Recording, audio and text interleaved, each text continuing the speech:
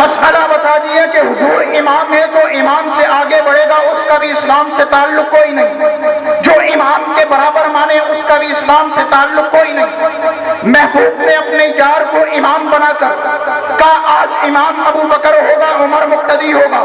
امام ابو بکر ہوگا عثمان مقتدی ہوگا، امام ابو بکر ہوگا علی مقتدی ہوگا، امام ابو بکر ہوگا معاویہ مقتدی ہوگا۔ مسئلے کو واضح کر دیا کہ اب ابو بکر سے آگے اگر کسی کو مانا جائے اس کا بھی اسلام سے تعلق کوئی نہیں، اگر ابو بکر کے برابر کسی کو مانا جائے اسلام سے اس کا بھی تعلق کوئی نہیں۔ ونشهد أن سيدنا وسندنا وحبيبنا ومولانا محمدا عبده ورسوله، أما بعد فأعوذ بالله من الشيطان الرجيم، بسم الله الرحمن الرحيم، والضحى والليل إذا سجى ما ودعك ربك وما قلى، صدق الله العظيم، وقال النبي صلى الله تعالى عليه وسلم إنما بعثت رحمة، أو كما قال عليه الصلاة والسلام۔ سلام اس پر کہ جس کے گھر نہ چاندی تھی نہ سونا تھا، سلام اس پر کہ ٹوٹا بوریا جس کا بچھونا تھا، سلام اس پر کہ اسرار محبت جس نے سمجھائے، سلام اس پر کہ پتھر کھا کر بھی پھول برسائے، بلغ العلا بکمالہ کشف الدجا بجمالہ، حسنت جمیع خصالہ صلو علیہ وآلہ۔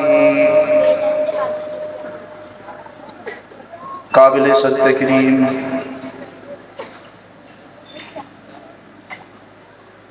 دوستوں، بھائیوں اور بزرگوں، آج 14 اکتوبر بروز آفتاب پاکستان چوک میں سیرت النبی صلی اللہ علیہ وسلم کے بہترین عنوان سے کانفرنس منعقد ہے، اور یقیناً اس کانفرنس میں کئی سارے علماء، خطباء اور قائدین نے بیان بھی کرنا ہے۔ میں 2-3 باتیں عرض کر کے اجازت چاہوں گا۔ عنوان آپ نے میرے پیچھے دیکھا، عنوان ہے سیرت النبی صلی اللہ علیہ وسلم۔ جب اس عنوان کو میں نے دیکھا تو میں یہی سوچ رہا تھا کہ سیرت النبی کس پر بیان کی جائے؟ آیا حضور علیہ السلام کے گھر کی سیرت پر بات کریں، حضور علیہ السلام کے بچپن کی سیرت پر بات ہو، حضور علیہ السلام کی جوانی کی سیرت پر بات ہو، حضور علیہ السلام کی مسجد کی سیرت پر بات ہو، حضور علیہ السلام کے غار کی سیرت پر بات ہو، حضور علیہ السلام کے معراج پر جانے کی سیرت پر بات ہو، حضور علیہ السلام کے اخلاق کی سیرت پر بات ہو، حضور علیہ السلام کے جنگ کے میدان کے اندر جانے کی سیرت پر بات ہو، تو میں نے سید عطا اللہ شاہ بخاری رحمۃ اللہ علیہ کے وہ الفاظ دیکھے کہ سید عطا اللہ شاہ بخاری رحمۃ اللہ علیہ لاہور میں خطاب کرتے ہوئے کہتے ہیں، لوگوں، جو رب کائنات جس نے تمام مخلوقات کو پیدا کیا، وہ رب کائنات جس نے انبیاء کی تخلیق کی، جس نے صحابہ کرام کی تخلیق کی، جن و انس کو جس نے پیدا کیا، وہ رب کائنات جب اپنے حبیب محمد الرسول اللہ صلی اللہ علیہ وسلم کی سیرت بیان کرنے میں 23 سال کا عرصہ لگا دے، تو پھر یہ سید عطا اللہ شاہ بخاری رحمت اللہ علیہ، وہ سید عطا اللہ شاہ بخاری رحمت اللہ علیہ خطابت جس کے گھر کی لونڈی تھی، وہ سید عطا اللہ شاہ بخاری رحمت اللہ علیہ جس کی زندگی کے متعلق آتے کبھی جیل میں تو کبھی ریل میں، وہ سید عطا اللہ شاہ بخاری جس کے متعلق آتے کہ نماز عشاء کے بعد بیان شروع کرتے، بیان ختم ہوتے ہوتے فجر کی اذانیں ہو جاتی، لوگ اس قدر جستجو سے، اس قدر دل لگی سے اس سید عطا اللہ شاہ بخاری رحمت اللہ علیہ کا بیان سنتے۔ وہ سید عطا اللہ شاہ بخاری رحمت اللہ علیہ کہہ رہے لوگوں جو رب کائنات اپنے حبیب کی سیرت بیان کرنے میں 23 سال کا عرصہ لگا دے تو یہ سید عطا اللہ شاہ بخاری اس محمد الرسول اللہ آمنہ کے لال کی سیرت کو کیا بیان کرے گا؟ اس کی سیرت تو اتنی عظیم ہے، اتنی اعلیٰ عرفہ اکمل مکمل اس محمد الرسول اللہ صلی اللہ علیہ وسلم کی سیرت ہے کہ اس کی سیرت کو مختصر سے وقت میں کیا بیان کیا جائے۔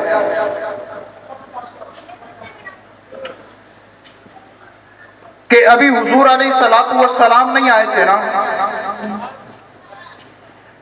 ابھی جب حضور علیہ السلام نہیں آئے، حضور کی سیرت تو اس وقت سے آپ علیہ السلام نے فرمایا میں ابھی دنیا میں نہیں آیا تھا، آدم کی تخلیق نہیں ہوئی تھی، اس وقت بھی میں موجود تھا۔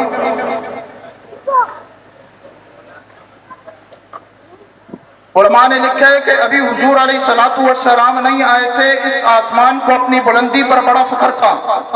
حضور علیہ السلام نہیں آئے تھے، زمین کو اپنی عاجزی پر بڑا فخر تھا۔ حضور علیہ السلام جب نہیں آئے تھے، ان ستاروں کو اپنے چمکنے پر بڑا فخر تھا۔ حضور علیہ السلام نہیں آئے تھے، چاند کو اپنی چاندنی پر بڑا فخر تھا۔ حضور علیہ السلام نہیں آئے تھے، ساری بہاریں اپنی بہاروں پر ناز کر رہی تھی، لیکن علماء نے لکھا ہے جیسے ہی حضور علیہ السلام کی آمد ہوئی ہے، چاند نے حضور علیہ السلام کے چہرے کو دیکھا، اس کو اپنی چاندنی کم لگنے لگی۔ سورج نے حضور علیہ السلام کے مشن کے روشنی کو دیکھا، اس کو اپنی روشنی کم لگنے لگی۔ حضور علیہ السلام کے دندان مبارک کو جب ان ستاروں نے دیکھا تو انہیں اپنی چاندنی کم لگنے لگی۔ حضور علیہ السلام کی عاجزی کو زمین نے دیکھا تو اس کو اپنی عاجزی کم لگنے لگی۔ حضور علیہ السلام کی بلندی کو جب بادلوں نے، جب آسمان نے دیکھا تو انہیں اپنی بلندی کم لگنے لگی۔ کہنے والا کہتا ہے جب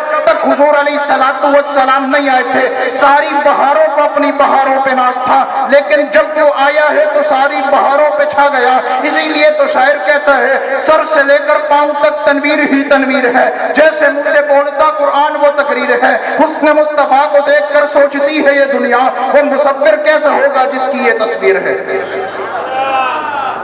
اس کی اتنی عظیم سیرت کہ سیرت کے کس عنوان کو لے کر چلا جائے،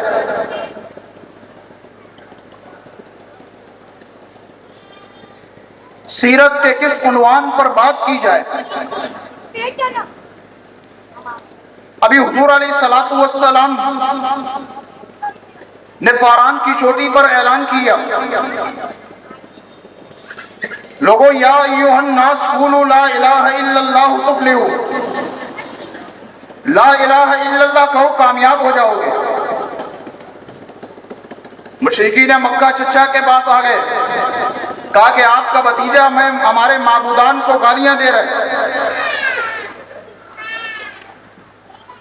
حالانکہ گالی ایک عیب ہے اور انبیاء عیب سے پاک ہوتے۔ حضور نے گالی بھی کوئی نہیں دی، کہا یا ایھا الناس قولوا لا الہ الا اللہ تفلحوا، لا الہ الا اللہ کہو کامیاب ہو جاؤ گے۔ ہاں اتنا ضرور ہے، حضور علیہ السلام نے بتا دیا کہ ان کو گالی لگی کیوں۔ ان کو گالی یہ اس لیے لگی کیونکہ حضور علیہ السلام نے کہہ دیا جو تم نے بت بنائے ہوئے منات لات عزا، تم کہہ رہے ہو رزق یہ دیتا ہے، عزت یہ دیتا ہے، ذلت یہ دیتا ہے، نہیں، لا الہ الا اللہ، لا الہ الا اللہ کہو۔ اللہ رب العزت ہی رزق بھی دینے والا ہے، ہر چیز اللہ رب العزت عطا کرتا ہے۔ کہ یہ لفظ ان کو گالی لگ گئی کہ کہ حضور علیہ الصلوۃ والسلام نے جن معبودوں کی ہم عبادت کئی عرصے سے کر رہے تھے، اس محمد الرسول اللہ نے اس کی آ کے تمام کی نفی کر دی، ہمارا کاروبار بند ہو گیا۔ بہرحال جب حضور علیہ الصلوۃ والسلام کو اللہ رب العزت نے معراج کروائی،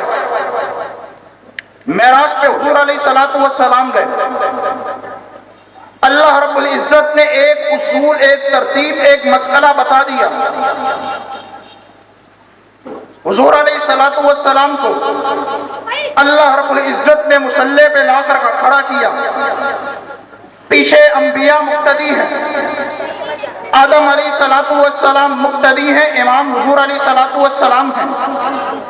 ابراہیم بھی آج مقتدی ہیں، موسیٰ بھی آج مقتدی ہیں، عیسیٰ بھی آج مقتدی ہیں، اسحاق بھی آج مقتدی ہیں، اسماعیل بھی آج مقتدی ہیں، تمام انبیاء آج مقتدی ہیں۔ حضور کو امام بنا دیا۔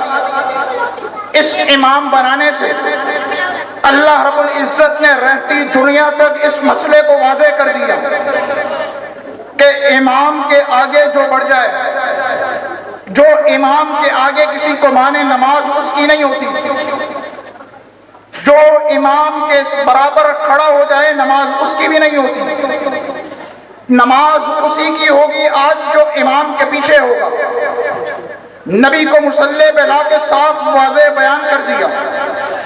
کہ اب کوئی نبی اس محمد الرسول اللہ آمنہ کے لال ہادی عالم سے آگے بڑھے گا، آگے مانے گا، وہ بھی اسلام سے اس کا تعلق کوئی نہیں، جو اس کے برابر مانے گا اسلام سے تعلق اس کا بھی کوئی نہیں، واضح سی بات کر دی۔ اسی طرح کتاب اٹھا کے آپ دیکھ لیں، میری اپنی کتاب بھی کوئی نہیں، رجال کشی اٹھا لے، کشف اسرار برہان متصفہ 52 پر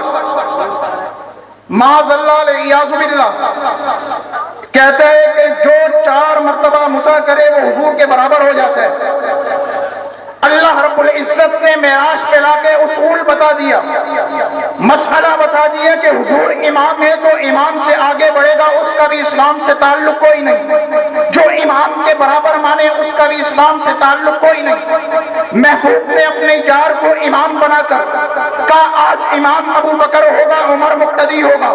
امام ابو بکر ہوگا، عثمان مقتدی ہوگا، امام ابو بکر ہوگا، علی مقتدی ہوگا، امام ابو بکر ہوگا، معاویہ مقتدی ہوگا۔